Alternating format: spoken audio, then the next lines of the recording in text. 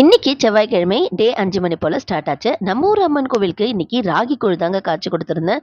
சித்திரை மாசம்ன்றதால நம்ம ஒரு அம்மனை வந்து குளிர் வைக்கணும் அப்படின்றதுக்காக ராகி கூழ் காய்ச்சி கொடுத்துட்டு, நம்ம மதுரை மீனாட்சி அம்மனுடைய திருக்கல்யாணமும் கூட அம்மனை நினைச்சு மாங்கல்ய செட்டெல்லாம் வந்து ரெடி பண்ணி நம்ம ஒரு அம்மன் கோவிலுக்கு கொடுத்தாச்சு. அண்ட் காலையிலேயே நம்ம வீட்லேயும் பூஜை செஞ்சு முடிச்சிடலாம்னு சொல்லிட்டு வீட்டு பூஜை அறையில் எல்லாம் ரெடி பண்ணிட்டு, அகண்ட மண் அகல் தீபம் ரெடி பண்ணிட்டு, மாங்கல்ய செட்டெல்லாம் வச்சு ராகி கூழும் வச்சு படிச்சுட்டு, நம்ம முருகப்பெருமானுக்கும் வெற்றிலை தீபம் ஏற்றிட்டு காலையிலேயே தீபம் ஏற்றி முடிச்சுட்டேன். அண்ட் 8:30 மணி போல் நம்ம மதுரை மீனாட்சி அம்மனுடைய திருக்கல்யாணம் பார்க்கறதுக்கு உட்காந்தாச்சு. கூடவே என்னோட ஹஸ்பண்டும் வந்து டைம் இருக்கிறதுனால வேலைக்கு போகிறதுக்கு டைம் இருக்குது அப்படின்றதுனால என் கூடவே உட்காந்து நிம்மதியாக பார்த்தோங்க. மதுரை போயிருந்தா கூட இவ்வளோ நிம்மதியாக அந்த கல்யாணத்தை பார்த்துருக்க முடியாதுங்க. அவ்வளோ ஒரு நிம்மதியாக வந்து உட்காந்து டிவிலேயே லைவ் டெலிகாஸ்ட் நிம்மதியாக கண் கூட பார்த்தாச்சு. நம்ம மதுரை மீனாட்சி அம்மனுக்கு பச்சை கிளை பட்டு சாத்தி நல்லபடியாக மாங்கல்யம் செலுத்தி திருமணம் நல்லபடியாக முடிந்தாச்சு. எல்லாருமே வந்து அந்த ஊர் மக்கள் பார்த்தீங்கன்னா எல்லாருமே தாலி சரடு மாற்றிக்கிட்டாங்க.